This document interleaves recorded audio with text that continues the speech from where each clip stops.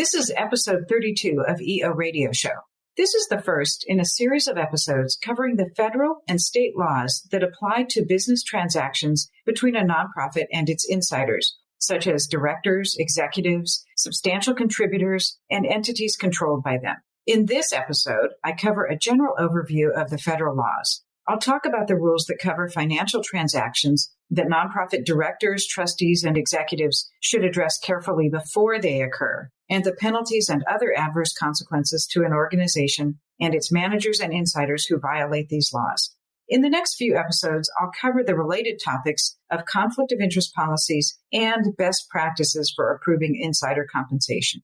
Welcome to the EO Radio Show, your nonprofit legal resource. Brought to you by the Exempt Organizations Group at Farella, Braun & Martel. My name is Cynthia Rowland, and I'm a partner at Farella. I'm a business and tax lawyer with more than 30 years of experience advising clients on nonprofit and charity law. Through this podcast, our lawyers and guests will discuss a range of legal and business issues impacting the nonprofit world because we understand you work hard every day to make your community a better place to live and do business. Many of our programs focus on the basics, and at times we'll do a deep dive into narrow and complicated legal issues. Again, welcome to the EO Radio Show. We're glad you're here. So let's start with the federal laws that apply to insider transactions involving certain tax-exempt organizations. That is, those that are described in Internal Revenue Code sections 501c3 and 501c4. 501c3 organizations come in two basic varieties, public charities and private foundations. And for the distinction between those classifications, you may want to go back and listen to episode 5. These rules also apply to 501c4 organizations, technically known as social welfare organizations, but most commonly thought of as nonprofit advocacy or lobbying entities in our contemporary nonprofit world. For all of these types of tax-exempt organizations, the relevant sections of the federal tax law provide that the receipt of an impermissible private benefit by an insider under certain circumstances can result in the draconian consequence of loss of the exempt status altogether. Because revocation of exempt status in most circumstances would punish the wrong people, that is, the nonprofit itself and its charitable beneficiaries, the Internal Revenue Code has separate penalty provisions that deter bad behavior. For private foundations, the penalties were added to the Internal Revenue Code in 1969, and the specific penalties on public charity and advocacy organization insiders were added later in 1996. Technically, these penalties can be imposed in addition to revocation of exempt status, but as a practical matter, revocation is reserved only for egregious situations. These specific rules, Section 4941 for private foundations and 4958 for public charities and advocacy organizations, define certain insiders as disqualified persons and impose penalty taxes on the insider that benefits, and in some instances, also impose the penalty taxes on the organization's managers. In the private foundation world, the rules refer to self-dealing. When talking about public charities and C4s, the problematic insider transactions are typically known as excess benefit transactions, and the penalties are sometimes referred to as intermediate sanctions. That term, intermediate sanctions, is the tax geek reference to the fact that the penalties are intermediate in the sense that they penalize the insiders and the management without going so far as the ultimate penalty, revocation of the organization's exempt status. The rules are slightly different depending on whether the entity is a C3, a C4, or a private foundation. So let's start with the private foundation version of the rules, as I mentioned, commonly referring to self-dealing. Private foundations are generally prohibited from entering into any direct or indirect act of self-dealing. Self-dealing transactions are defined to include a wide range of arrangements between the foundation and its disqualified persons. Because these rules are extraordinarily complex, anytime a foundation manager becomes aware of a transaction with a person or entity who could be a disqualified person, the foundation manager should consult with legal counsel before proceeding. In most circumstances, the self-dealing rules do not accept a fair or reasonable transaction from penalties, no matter how favorable the transaction may have been for the foundation. Here we're thinking just about the private foundation rules for disqualified persons. In the private foundation world, Disqualified persons include, number one, foundation managers, a category which includes trustees, directors, officers, and other persons with similar authority. Number two, substantial contributors, whether individuals or entities who have made substantial contributions to the foundation as defined in the code. Family members of such persons. And number four, entities controlled by those persons. For private foundation purposes, family members include ancestors, spouses, children, grandchildren, and great-grandchildren of disqualified persons. Complex constructive ownership and attribution rules apply. Also, keep in mind, once a person is classified as a substantial contributor to a private foundation, that person is always a substantial contributor. There is no look-back rule, though, for private foundation disqualified persons that are disqualified only because they are foundation managers. So now let's focus on the types of transactions to worry about in the private foundation context. As mentioned at the outset, any direct or indirect transaction with a disqualified person may result in the imposition of these self-dealing taxes on foundation managers and the disqualified person. The specific transactions which are subject to self-dealing include 5 major categories. 1, the sale, exchange, or leasing of property. 2, the lending of money or extension of credit. 3, furnishing of goods, services, or facilities. Number 4, the payment of compensation or payment or reimbursement of expenses of a disqualified person. And 5, the transfer to or use by or for the benefit of a disqualified person of the income or assets of a private foundation. There are limited exceptions to each of these broad categories, and these exceptions are strictly construed. As for leasing property, a zero rent lease from a disqualified person can, in some circumstances, be allowed. A zero interest loan that is used for charitable purposes is also allowed. That is, a loan by the disqualified person to the charity. It's never okay for a charity to loan money to a disqualified person. Certain business restructuring transactions where disqualified persons also own interests alongside the private foundation can meet the criteria that allow for an exception from the self-dealing penalties. There's also a narrow exception for provision of goods, services, and facilities by the foundation to disqualified persons on the same basis as the item is made available to the public. Think of museum membership or something like that. Also, the payment of compensation for personal services or reimbursement of expenses of a trustee, director, officer, or foundation manager is permitted as an exception to self-dealing, but only if the compensation or reimbursement is necessary and reasonable in amount. Another important thing to keep in mind is that the self-dealing rules come into play with indirect transactions as well.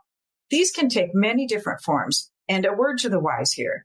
When a private foundation is potentially engaging in a transaction where there is an apparent indirect benefit to a disqualified person, get legal counsel to make sure that the transaction isn't going to get everyone into hot water. So shifting gears here, for the charity or advocacy organization, the rules in Code Section 4958 are a little less stringent in some ways because most financial transactions can be allowed so long as reasonable and fair to the organization. The technical rules applicable to public charities and advocacy organizations provide that the disqualified person is penalized if they participate in an excess benefit transaction, which means any transaction where the value of the economic benefit provided exceeds the value of the consideration received, which might include the performance of services for providing the benefit. In order to comply with the excess benefit rules that apply to charities and advocacy organizations, the directors and executives must understand who is a disqualified person in order to capture all of the problematic transactions before they occur and either prevent them or document them in a way that passes muster under the rules. So now let's dive into the definition of disqualified person for the public charity and advocacy organizations. This definition is complex and is not exactly the same as applies to private foundations. In a nutshell, for the charity or advocacy organization, a disqualified person is someone who was, at any time during the 5-year period ending on the date of the suspect transaction, the person was in a position to exercise substantial influence over the affairs of the organization, a family member of such person, or an entity in which such person or his or her family members hold 35% of the voting power. We'll go into these in more detail in a later episode.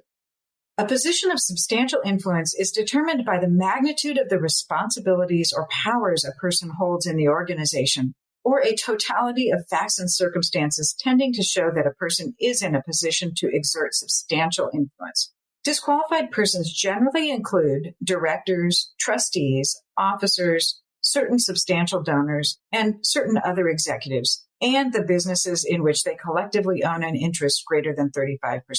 As I mentioned, these details about disqualified person categories will be covered in a future episode in much more detail. So for now, let's just have a bit of a discussion about the penalties and why we care about complying with these rules. As most listeners will know, all tax-exempt organizations file an annual report with the IRS, known as the Form 990 for charities and advocacy organizations, or the 990-PF for private foundations.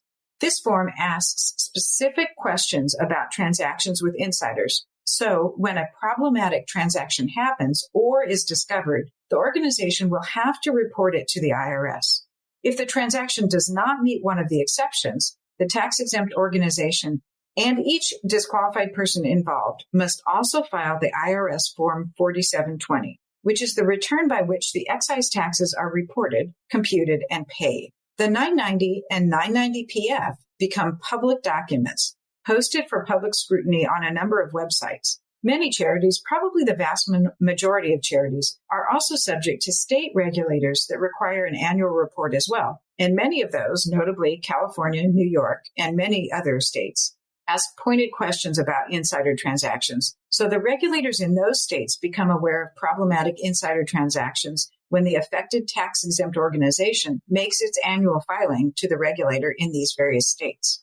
Finally, for those charities that are subject to an independent CPA audit, the auditors also ask for information about insider transactions. And when reported, those transactions are often called out in the footnotes to the audit.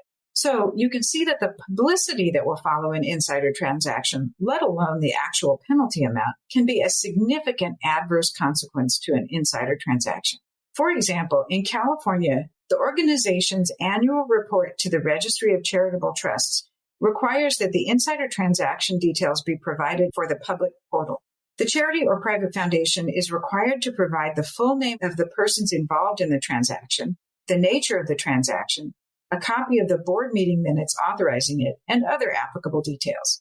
These other details might include things such as the date and purpose of the transaction, the amount of the loan or contract, interest rates, repayment terms, the balance due on a transaction, collateral provided, a copy of the contract, loan, or other agreement, the amount paid to the insider, and evidence of other bids received related to the transaction. So a lot of these deterrents are applicable only to the public charities and not so much for the advocacy organization, because advocacy organizations don't have to report to the Registry of Charitable Trusts generally. But anyway, you see the point. There's a lot of public disclosure. If the public disclosure is not deterrent enough, here are the amounts of the penalty taxes that are imposed by the code. For public charities and advocacy organizations, under Section 4958, an insider who benefits from an excess benefit transaction is liable for an initial tax equal to 25% of the excess benefit. Organization managers, that is, its directors, officers, trustees, or anyone with similar powers and responsibilities, who participate in approving the excess benefit transaction, knowing that it is improper, can be personally liable for a tax of 10% of the excess benefit, up to a maximum of $20,000, unless the participation was not willful and was due to reasonable cause. Here's an example. If a director knowingly approves annual compensation for his family member in the amount of $100,000, when in fact the family member provides no service, the family member paid the salary will be subject to a tax of $25,000. And the family member who approved that compensation will be subject to a tax of $10,000. These taxes are imposed in each year until the insider corrects the transaction by repaying the entire $100,000 of ill-gotten gains. If the insider fails to correct the excess benefit transaction within the required time period, there is a draconian additional second-tier tax equal to 200% of the amount of the excess benefit. So that's an additional $200,000 penalty. A few words about the correction of an insider transaction. If an excess benefit transaction occurs, federal tax laws require that it be corrected as soon as it is discovered by undoing the transaction to the extent possible and by taking any additional measures necessary to place the organization in a financial position that is no worse than if the disqualified person were dealing under the highest fiduciary standards. Generally, correction involves paying the organization the sum of the excess benefit and interest on the excess benefit computed for the period from the date of the transaction to the date of the correction, or by returning the specific property received if the organization agrees to take it. So the private foundation penalties are slightly different. Where a violation of the self-dealing rules is found, an initial tax of 10% of the amount involved is imposed, and that tax is imposed in each of the years in the taxable period. In addition, the penalty on managers is 5% of the amount involved, again, for each of the years in the taxable period. Furthermore, the self-dealer is required to correct the transaction to the extent possible so that the foundation is placed in a financial position no worse than that in which it would have been if the disqualified person, again, same as with the public charity rules, if the disqualified person had acted under the highest fiduciary standards. Generally, this means that the self-dealer must return the foundation to the financial position it was in prior to the impermissible transaction. Additional second-level penalties may be imposed if the self-dealer or the foundation manager refuse to make the required correction, and that second-level penalty is 200% of the amount involved.